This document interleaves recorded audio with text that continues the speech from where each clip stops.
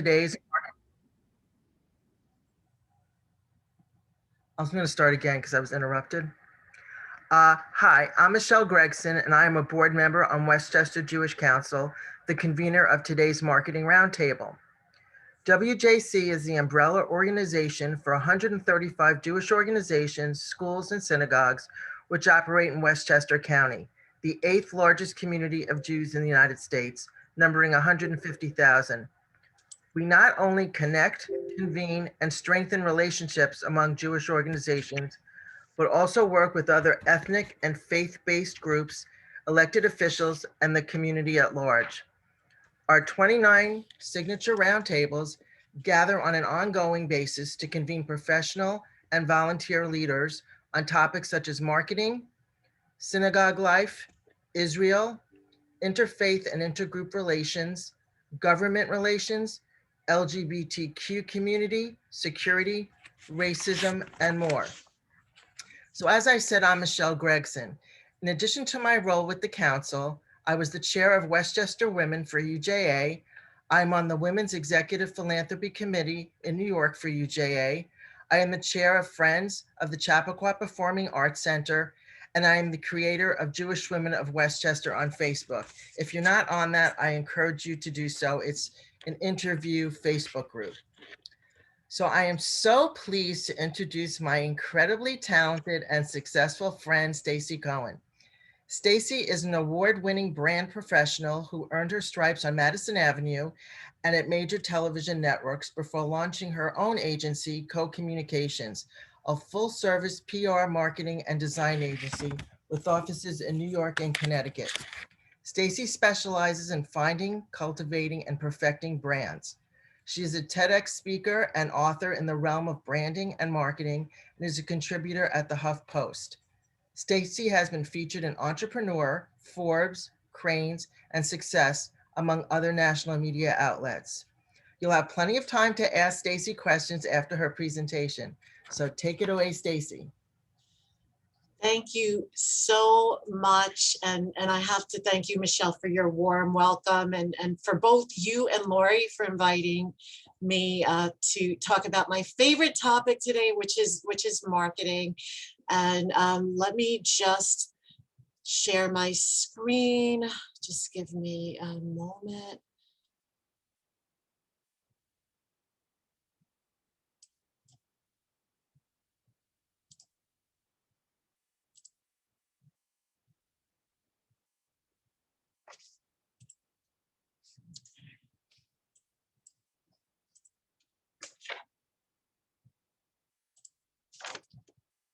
Sorry for the delay. Of course, before there was no issue sharing the screen. And now, okay, let's see what this is. Hang on a second. PowerPoint.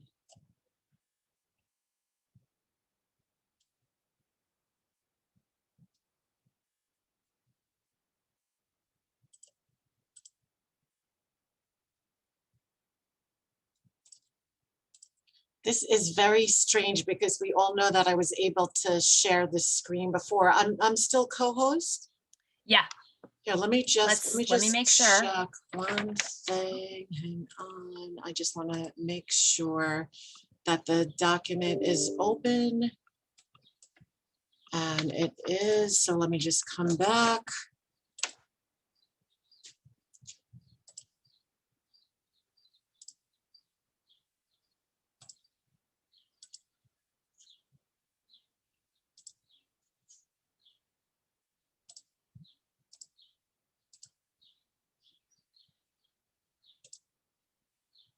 This is very strange. You know what I'm going to do? I know this is crazy. I'm going to just hang on a second.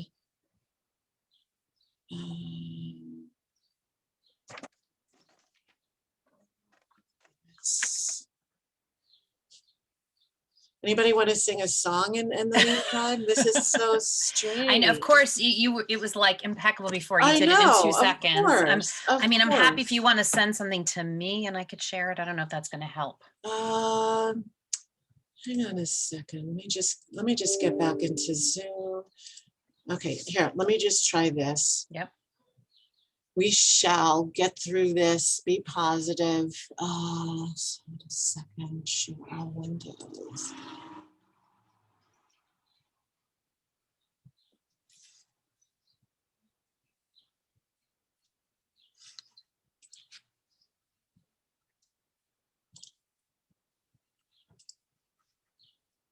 This is so strange.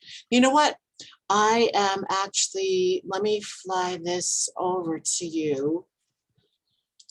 This is really, really strange. And I'm definitely still the host, correct? You're popping up as the co-host. Sorry, wait a second. Okay, here we go. I think this is going to work. Okay. All right. Yay. So, yay. Woohoo. Just a technological glitch. Okay, let's get this going. Okay. All right. So, in any case, we are, and everybody can see this screen perfectly? Yes. Okay, great. So again, thank you for giving me the opportunity to present. Today, I am going to be bringing everyone 10 communication essentials, mind your marketing. And here is today's agenda. And as you can see, we are going to get into 10 best practices. And again, I'd like to keep this very interactive.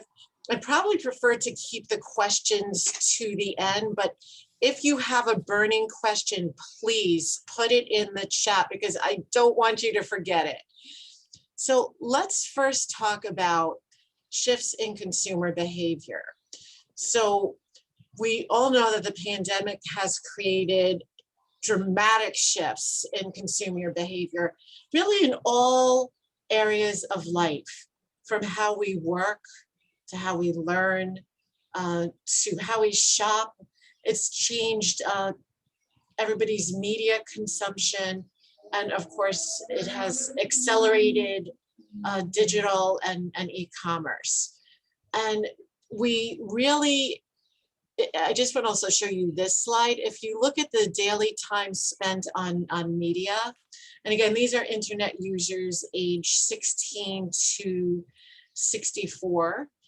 And we are spending a lot of time with media. I mean, look at the time spent using internet, all devices. So it could be your iPhone, it could be your laptop, and it is almost 7 hours. You know, it's just, that is incredible. It's like almost as much time as we sleep.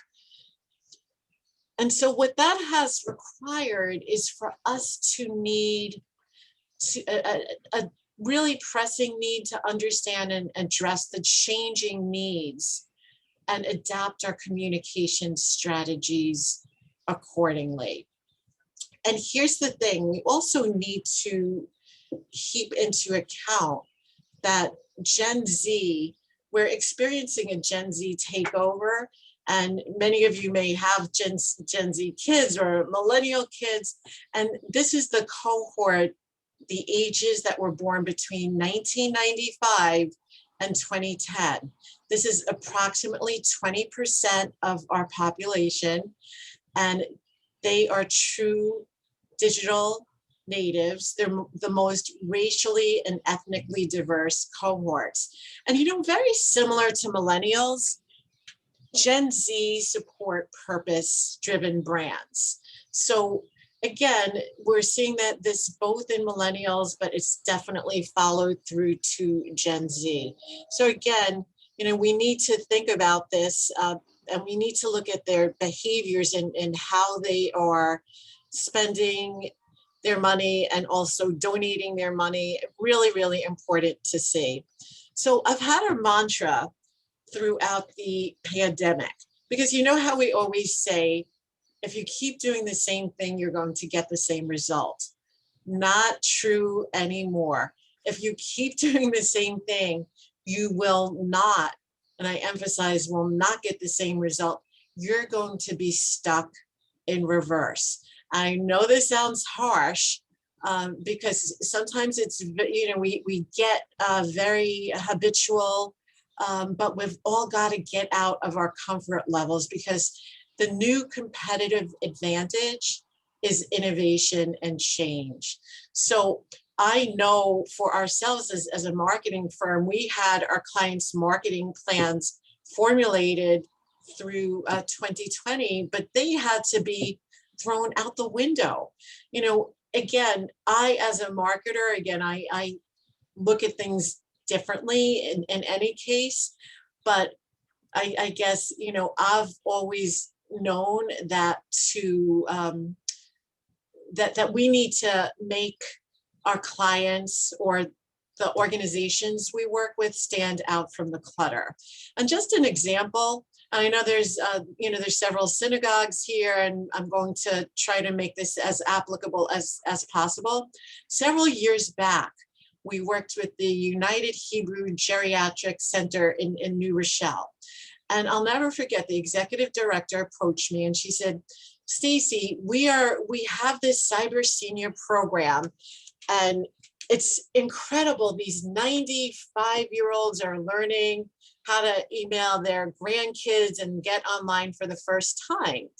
But I take everything with a grain of salt, you know, and I like to put everything through the who cares test. And so I'm thinking about it, and rather than rush to say, okay, we'll go back and I'll have my team write up a news release, I said, you know what, let me bring this back to my team and I'll come back to you, you know, with direction.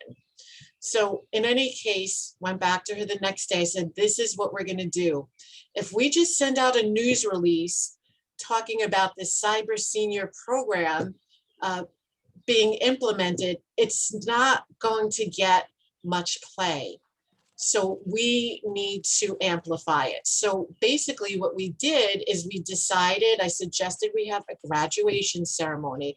This was it was Pace University kids that were coming to the center to teach the adults. So we had the Pace University students actually give out a certificate of graduation to the seniors, whether they could get upstage on walker, wheelchair, or were physically able to get up. It impacted so many different levels. Yes, we got incredible news coverage, but I also had told the executive director, said, you know what, invite their family, you know, because again, it's like when I started in this business, before I started co-communications, which is already 20 years ago, I had a short stint at CBS in a large advertising company. And I remember saying, wow, in this business, you need eyes in the front and and then the back of your head. However, now you need like sensors every part of the body. And you really need to think differently. So in any case, it gave them incredible media coverage. The seniors were so proud as they walked up to get the certificate. To me, that was the most priceless moment. And also the family was so appreciative. Now, this is a nonprofit. All it cost was some fruit punch and a sheet cake, but it was really priceless. So again, I'm giving you this example because you need to just think differently. You need to just think, how can I get what I'm doing out in a different way? So what that comes down to, again, think about this. You know, think about what you're doing for your organization. Are you still relevant? You need to think about your strategy, brand positioning, goals, purpose, tactics, and you may even need to redefine relationships with, whether it be, you know, in a lot of your cases, members, donors, board members, employees, and again, reimagine your organization.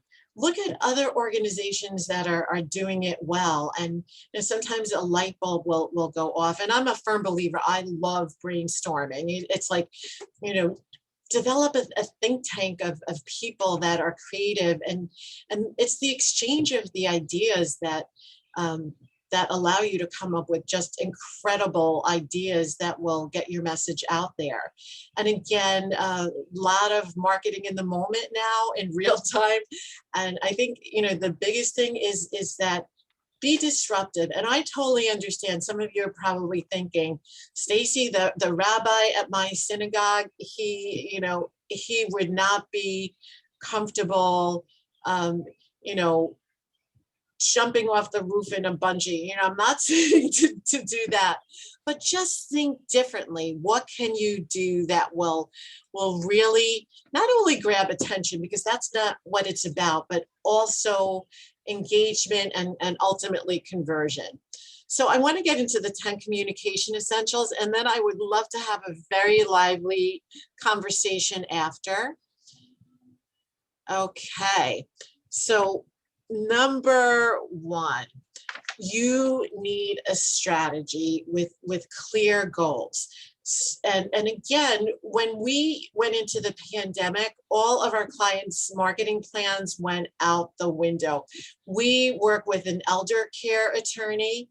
That one thing that we did for this group was booking them for speaking opportunities, live speaking opportunities. And we had the partners booked throughout the year, because they like to, rather than necessarily just talk to the end user, they like to talk to referral sources. So they wanted to get in front of the Financial Planners Association, et cetera, et cetera.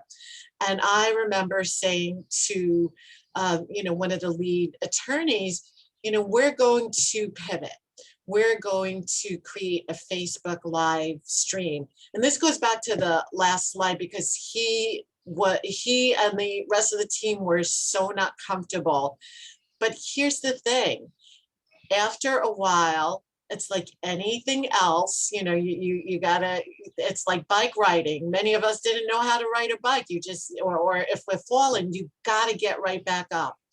And so after a lot of encouragement, a couple of months ago, because we've been doing like these weekly, monthly webinars, he has said that when they get back to the office, they have an extra room and they would like to continue these live streams, but they also want to add podcasts. So now, you know, it's like we've created a monster to a degree, but it's all good. So again, but we had a plan first. You can't jump into the tactics. Tactics without strategy does not work. If you think about marketing is, it's really deliberate steps. Some would say it's an art, but it truly is a science. And think about it as a financial portfolio. So you want a diversification strategy, and you also want a long-term focus. When I say diversification strategy, I mean, you don't want to take all of your marketing dollars, and I know a lot of your marketing dollars are limited, and just throw it into Facebook ads. You know, you want to diversify, and again, it typically will. The other thing is, it's not an overnight success, and don't expect it to be when you try something new. But, you know, again, with digital marketing, you really know in real time how to tweak something. And there's 3 basic components in terms of your plan. You really need to look at this. How are you going to reach your existing members or donor base? And how are you going to market to build just overall public perception, awareness? And how are you going to market to reach new audiences? And the interesting thing is that when I speak to an organization or a business and I ask them about their target audience, they'll be like, at first, you know, it's like everyone is my target audience, but it's not so. It's like you really need to understand your target audience. Who are they? What's their age? Geographically, where do they live? What's their profession? Where are they spending time online? And remember that the pandemic has caused shifts in, you know, like the slide you before. It's causing shifts in how we consume media. You need to understand that you need intelligence about what will drive your target audience to action. And the reason why the ear is so big is that I'm going to say something like, you've got to listen. You've really got to listen. You have to take into account the mindset of your audience. I know as a professional marketer, like if I want to sell you this pen, I have to understand like why this pen would be meaningful for you. It's really about, or if I'm looking for you to hire us for marketing or PR services, I need to make sure that I get across why you should choose me, why you should choose the pen. And here's the thing, I'm sure that a lot of you are professional marketers and you understand selling features versus benefits, but just try to be benefit centric, meaning, so any messaging, focus on, everything is so experiential now, focus on the benefits. And I'll give you a food example because I know many of us like yogurt. So let's just say there's a company that's selling their yogurt based on features. The features would be, this yogurt has 20 grams of acidophilus, it's high in protein. But then there's another yogurt. With this yogurt, you're going to lose weight, you're going to sleep better, you're going to have more energy. Think about it, which yogurt are you going to purchase? And so you might say to me, and I know you're all very, very smart and wise individuals and you work at great organizations, but you might be saying at this point, you know what, Stacey, I am doing fine. Why do I need to change up my marketing? Okay, let's first look at the average American attention span. The average American attention span is 8 seconds. Here's the scary thing. In year 2000, it was 12 seconds. That's a 33% decrease. Now, the average words per minute that we speak is 140. So if you do the math, it's 20 words to get your point across. Now, so what happens in an internet minute? So there's 4.1 million Google searches. There's 4.7 million videos that are viewed in an internet minute. And that's a lot. So you better believe that someone is Googling you or your organization, and your digital footprint has to be telling your narrative the way that you want.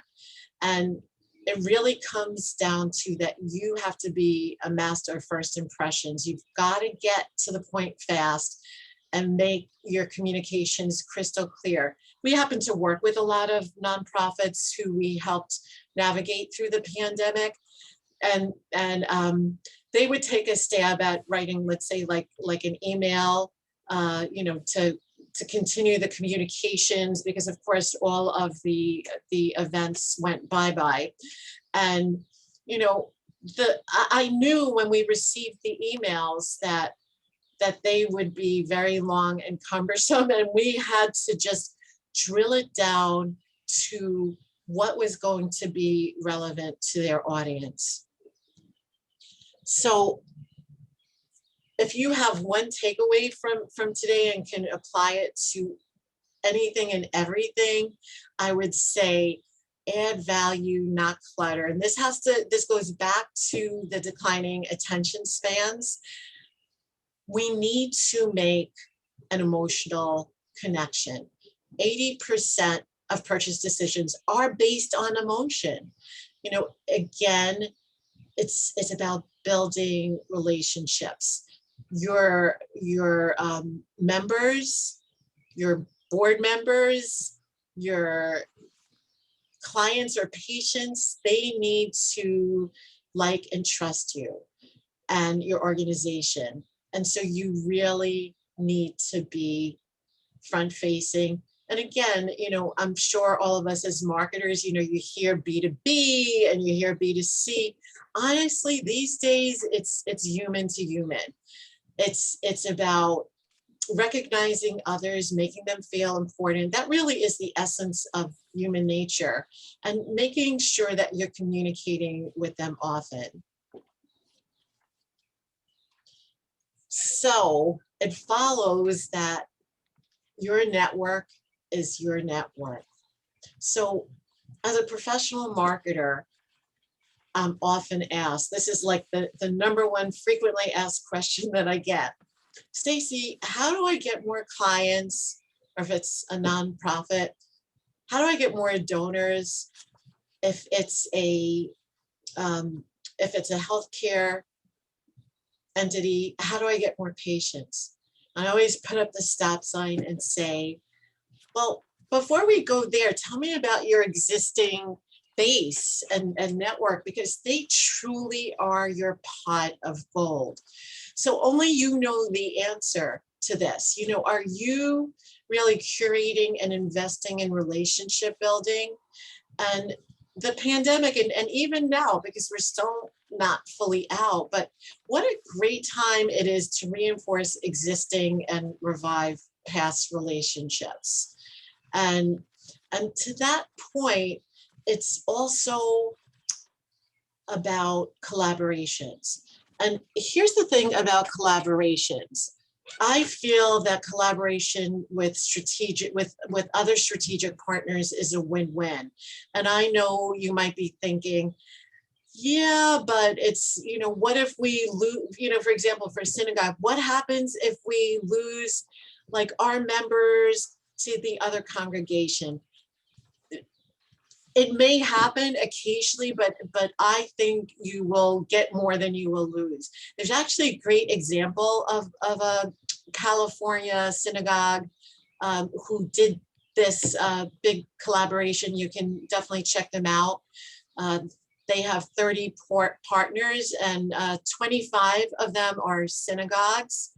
And so what is going on is each partner organization is welcome to offer unlimited number of programs on the platform. They created this platform, and the channels include learning, spirituality, book groups, film clubs, health and wellness, singing, and more. And again, fear not that you will lose members or donors, because when you have one network plus someone else's network, that's when 1 + 1 is equal to 3. So let's talk about content. And yes, it's definitely a content play. However, I'm a strong believer. I like, first of all, I feel that, and maybe many of you do, and I'd love for you to speak up after on this. I feel that every brand, doesn't matter if it's nonprofit, for-profit, should have a monthly content calendar, and should also look at the content, again, from this real strategic level. Is this content diversified? I'm sure many of you can agree with me that there's some organizations or businesses that the type of content that they put out is just about like awards that they've won, or winning a new piece of business. It's not offering any value to your base, to your target audience. What you want to do, again, remember what I said, you want to add value, not clutter. So you want to educate, you want to provide solutions. And even there's a case, we work with some nonprofits and it works really well. I like to kind of consider myself, because I'm also into the personal branding realm, I like to consider myself like the thought leader of thought leadership. And I've also blogged about it quite a bit.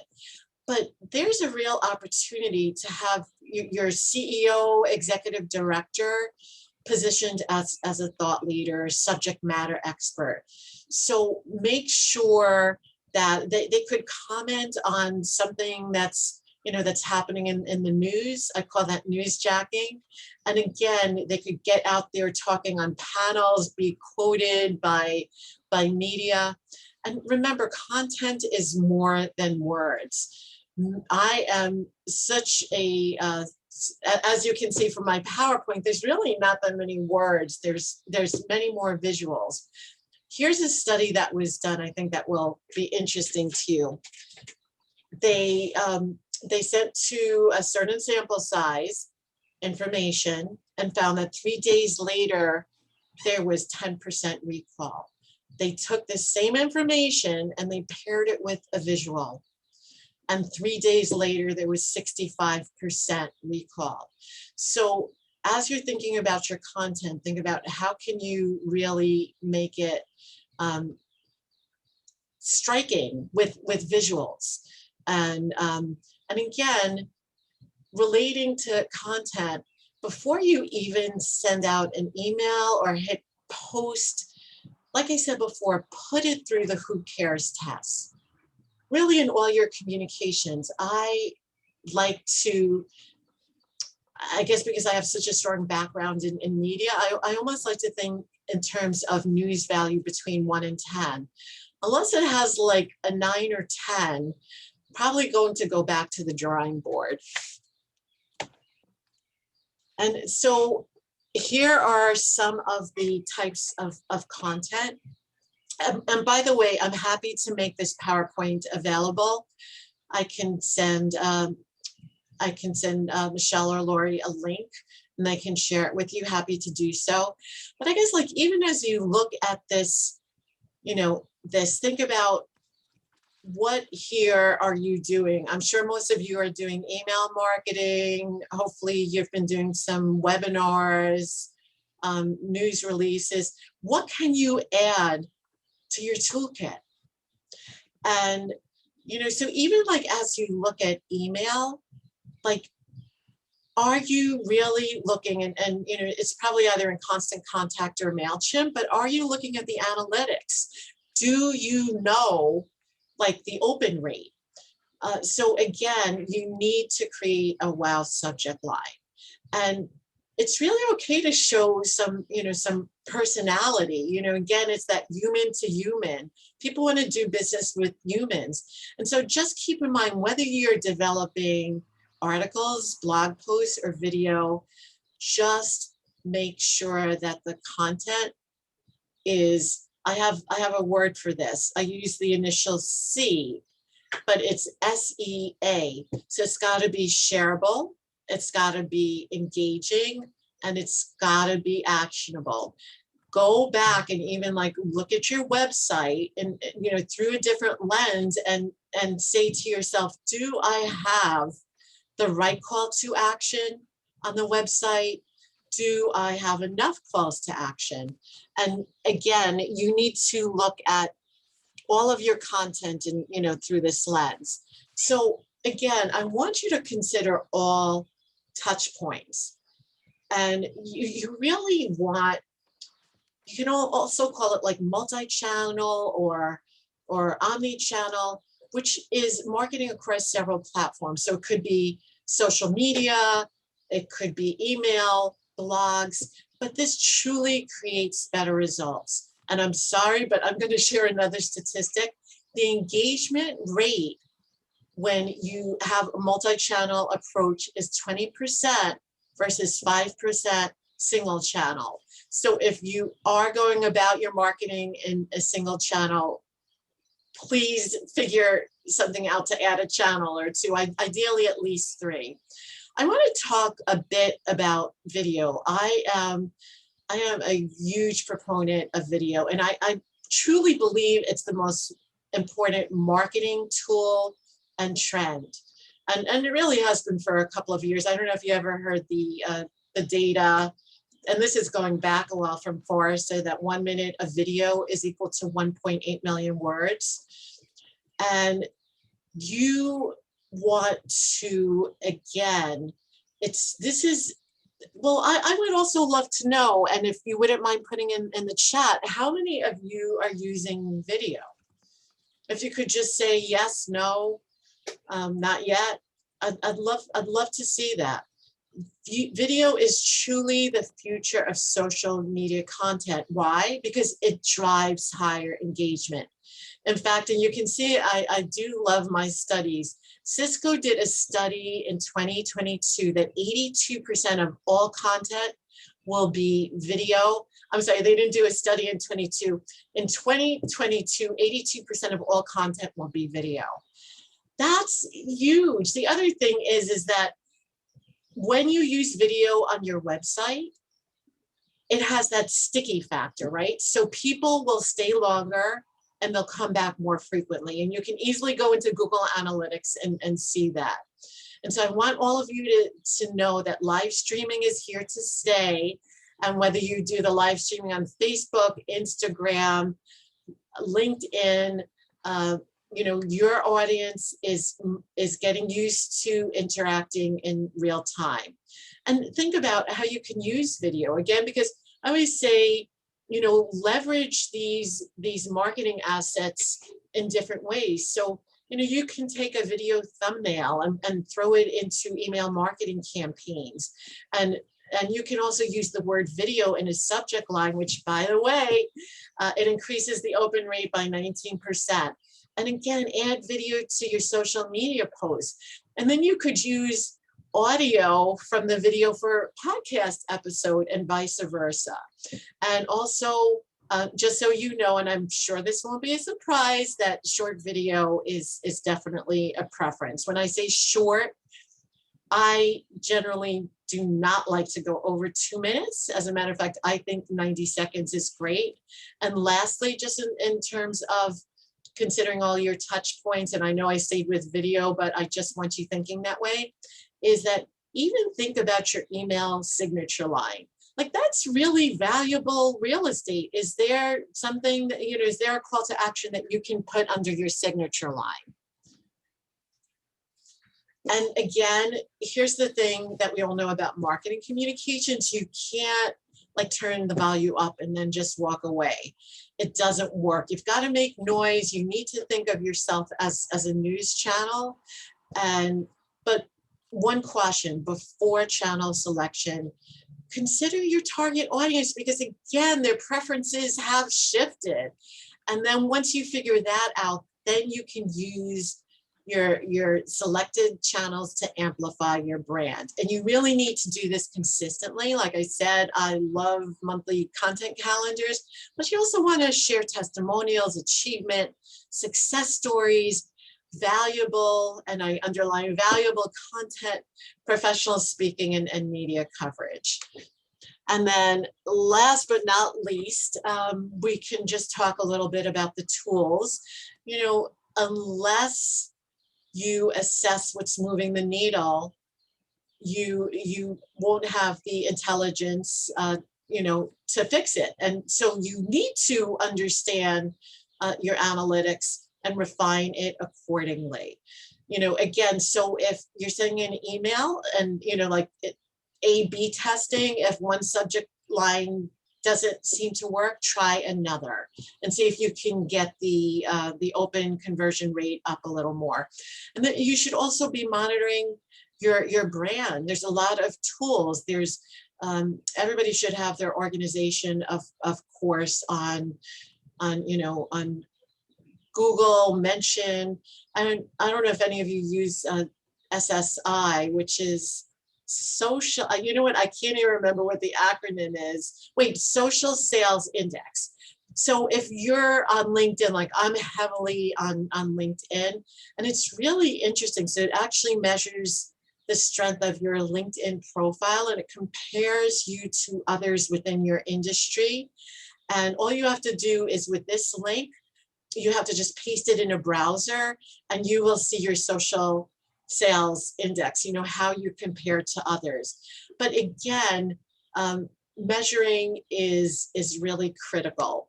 And in ending, and then I want to leave it open to questions or any challenges or opportunities that you all see out there. We're all in this together. I always say, I just want to end by, I always say communications requires 3 buckets. So, and this really wraps up and encapsulates a lot of this information. The first bucket is strategy. You know, having that 12,000 foot view. You really need to, you know, again, think about your goals, objectives, target audience. What are your KPIs, key performance measurements, and you know, consistently assess your program. Again, very strategically. The second bucket is the creative bucket. Of course it is, because I feel that all of our jobs as marketing professionals is helping, you know, whether we work for an organization or in my case, my clients, getting them to stand out of the clutter and demonstrating how they express value and again are just newsworthy. And then the third bucket is really implementation, because if you don't implement with precision, right, the second bucket, creativity, a great idea is just not going to happen. So again, you kind of need to fill up all of these buckets. You can't let one get too low at any given point. And again, remember, if there's one takeaway from this, it's like, just look at everything through a lens and say, am I adding value or am I adding clutter? And thank you for being here. And I'd love to meet some of you, and don't be shy, just ask away or share. We can all learn from each other. Thank you.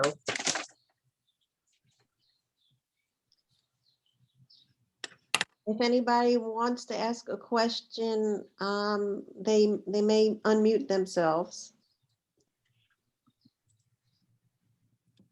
And I think there's a question or two on the chat.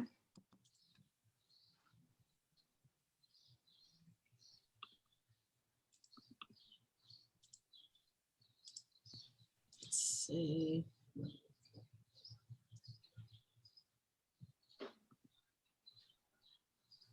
Oh, okay. Well, this is interesting. Hi, David. How are you? So David shared that the challenge that many of you have is staff to get to this level of communication. And I totally feel your pain. So here's the thing: you can't implement all of this. You have to prioritize, and again, this is being strategic. What is going to give you the biggest return on investment and engagement? And again, I also think, you know, so maybe you don't have the bandwidth to try new things like every other week, but maybe you could do one new thing each quarter. And so I know that, for example, like a lot of synagogues that I looked at, I mean, they're doing so many cool things that I had mentioned before. They're doing like 30-minute free daily meditation, where they've had like hundreds of participants. They have an online learning community. They're doing these e-festivals. So just think a little bit out of the box.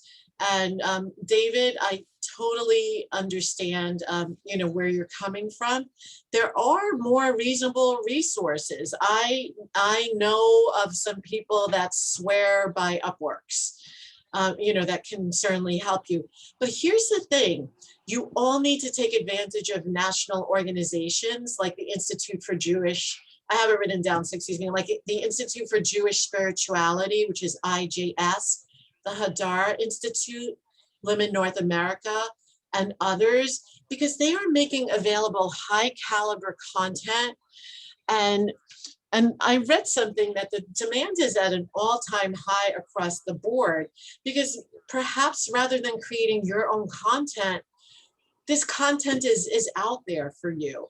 So I think you also need to look at like your workflow and what you, I always believe, look, play to your superpowers, your talent, but is there something that you can give up? Is there something that you can delegate just so you can implement something that's that's new and a little game changing. And David, I hope that I addressed that. And if not, please speak up. Yes, absolutely. That's been very helpful. You know, the other issue that many of us have is that we cross market to so many cohorts, and trying to focus in on all those markets from almost from the baby boomer all the way through to Generation Z, X, Y, Z.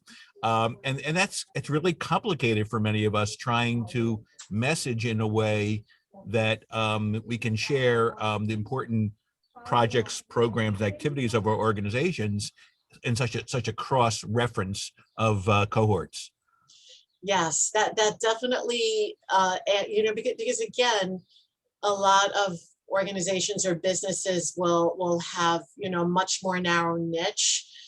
You know, when you mentioned for like Gen Z or millennials, like I also believe in brand ambassadors. And again, I don't know, you know, enough about what you do, but if you could have brand ambassadors that can more readily connect to the XYZ, I think it would be so powerful. Because look, we're all human. We have limited time and resources and money, and we can only do so much. And so to think that you're going to go out and, you know, jump on Clubhouse, which is a new app we didn't even speak about, do podcasts, do weekly blogs. No, it's, you know what, it's not humanly possible unless you have an unlimited budget. But you know, it's all good. It's, you know, it's just making decisions and being strategic. Thank you. Thank you, David. And let's see, Orietta Schneider. Oh, good. Live streaming services every week. Orietta, are you here? Would you like to tell us a little bit about the live streaming services that you're doing? Well, right now we're doing services online. You know, with the COVID, like everyone else, we had to pivot. So now we are opening just for 50 people sign up only. So that it's a nice mix between, you know, people being at home live streaming as well as being in person. But I know what you mentioned before about you kind of opened up, you know, the genie's bottle. And but people are really taking to, you know, people want to be together. Yes. I mean, you can't replace being together. But what I've seen through Facebook Live, because we have our stream spot going to Facebook Live as well, and we're capturing all those videos, people are engaging on the chat, and they're saying, you know, Shabbat Shalom, and they're, you know, talking to each other and everything. And it's just another way of getting people together. And so we're really looking at that, you know, to stay on. So, you know, if we have, you know, the shut-ins or people that can't make it to services for whatever reason, you know, so that they're still a part of the community. And that's what this is all about.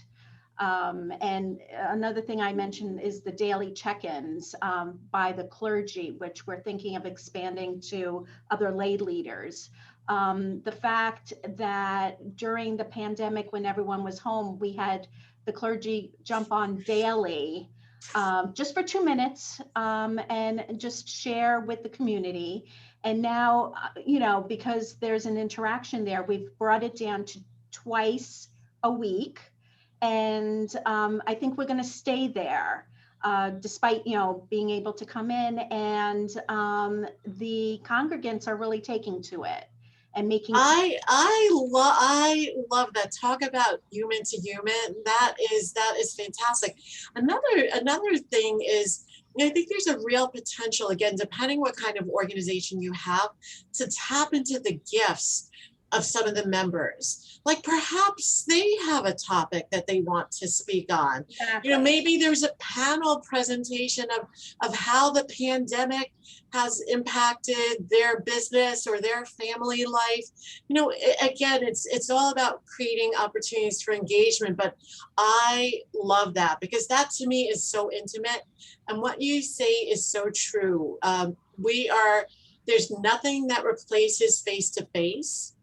However, I do see we handle a lot of events for clients, and most of them will go back to a hybrid, at least initially. Mhm. And live stream is totally here to stay. It is not going away. Thank you so much for sharing. And I see Rochelle has her hand up. Hi, Rochelle. Hi, Oh my God, Rochelle, how are you? I'm okay. I'm hanging in. Good to see you. The nature of brevity. I volunteer, and because I have a sales and marketing background, I try and help out with a lot of the marketing, and people tend to want to put out like a really long message or a really long letter. And I'm like, people can only read 3 bullet points. This is my experience. And everybody, people get offended when I say, could you cut this down? Could you edit this? Like, how do you, go about back? I mean, can you speak towards brevity? I mean, because yes. in synagogue and Jewish life, we tend to be long-winded. Yes, and you cannot have said that better. Definitely long-winded folks. There's no doubt. So here's the thing, because it's always a struggle, because everybody thinks they need to put like everything into like their e-blast. I, generally speaking, for e-blast, and I have to say I'm not a fan of these large newsletters. It's like, who's really reading them now? Like I said, you've got to get your point across, but you bring up something really important, like bullet points or breaking the content up with visuals. So you have to think like that, because, again, you have to draw someone in. So I love your idea about a bullet point, but maybe, I don't know, maybe it's like an interesting bullet point. Maybe it's the Torah, I don't know, we're using different emojis, but it's in terms of, if there's a struggle and you're not going to win it, and, the lead at your organization says, no, I really want all this information. And honestly, let it live on the back end of your website. Do you know what I'm saying? Because it's like, nobody's going to read it. As a matter of fact, think about your consumption behaviors right now. When I see a long email, like, I pretty much delete it. I'm like, oh no. However, but when you see a punchier email just with 3 bullet points, or maybe, like I said, video is great if you can add it into an email and put the subject line, check out this, this video, blah, blah, blah. It will definitely get more eyeballs. But again, you don't want just eyeballs, you want conversions, and you don't want your audience to turn off quickly. And they will when they see a real cumbersome document. Or even just a letter. I find that, like, all of a sudden I'm like, I'm reading through the first paragraph and I'm asleep. It's like I fell asleep during the first, and to try and get that engagement level up, and even knowing that a lot of, like, I think there was some statistic that like 50% of emails are being read on the phone, or I don't know what the update of that is. So you have to keep your subject line to a certain length, and like understand that like sites, even your website, and even, and any communications, most of them are going to be accessed on a phone. Absolutely. Absolutely. And the website to me is the most important marketing asset, because it, connects everything. So of course, these days, we're only building responsive websites, and you also have to look at like how long are, when someone lands on the website, how long are they staying, what are they looking at? And sometimes you have to backpedal a little bit, because if there's not much engagement, or if they're not staying for long and they're jumping right off, something has to change. So, you know, you have to just see it through that lens. But I agree with you. Sometimes these letters are like 2 pages or front and back, and I'm like, what? You know, to me, everything should be under 200 words. You know, everything should be under 200 words. Nobody is going to take in all that information. And if you want to direct them to more information, you can do that. For more information, visit this link on, you know, on our website. Right. So thank you, Rochelle. It's so good to see you. I haven't seen you in ages. And let's see. I have a question. Yes. Hi. How do you pronounce your name? Lowen. Lowen. Hi, Lowen. Nice to see you. Thank you so much. So we have a very long weekly newsletter that is, you know, and I, you know, this is a thing that I know is not best practice anymore, but I have some stakeholders that are very invested in it. So could you like go over some data points that might be meaningful to them, not just sort of like the innate thing that you're describing that I think resonates with all of us, but you know, the same thing is not really speaking to my stakeholders. So it's interesting because I also saw this in the chat. Lowen, what I would like to offer, because I brought so many stats in to this meeting, but unfortunately I did not bring that particular stat. Feel free to email me at, let me see, hang on a second, S. Cohen. Here we go, scohen@cocommunications.com. And I know I have a teammate in my office. Her name is Danielle, and we call her Date and Danielle. And she just like will probably be able to roll a number out. And I'm happy to share that. You know what? Look, there are newsletters and there are newsletters. You know, sometimes it's as simple as getting some feedback, even like a one-on-one, like, what do you think of our newsletters? What kind of content would you like to see? You're getting some kind of information, but as Rochelle just said, it's all about brevity. Keep it simple and short. Thank you, Lowen. So nice to meet you. And let's see, I don't think I see any other questions, and I know we are at the top of the hour. Perfect.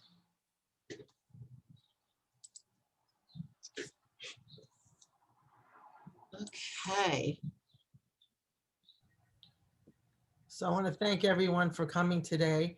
I think in the chat, we'll put Stacey's email. So if anybody wants to get in touch with her, they can do so. And thank you so much for coming today. I think this was a very lively conversation. It's something we're all dealing with in our day-to-day lives. And with budgets being what they are, we have to be more creative than ever in trying to pivot. I mean, I love that word, pivot. I mean, yes, I love the word too. It's definitely been overused. There are actually some people that claim that they won't use it anymore, but I do like it too, Michelle. And thank you so much for having me. And, you know, again, if any of you have, you know, a short follow-up question, I'm happy to respond. And I will share a link of the PowerPoint with you, Lori and Michelle, and feel free to do what you yes, want with it. We will send it out to all the attendees today. So thank you. Thank you everyone for coming. Thank you, Stacey. That was wonderful. Thank you, Michelle. It was amazing. Thanks so much, everyone. Thank you. Have a great day, everyone. Yes. Thank you, everyone. We'll be in touch. Take care.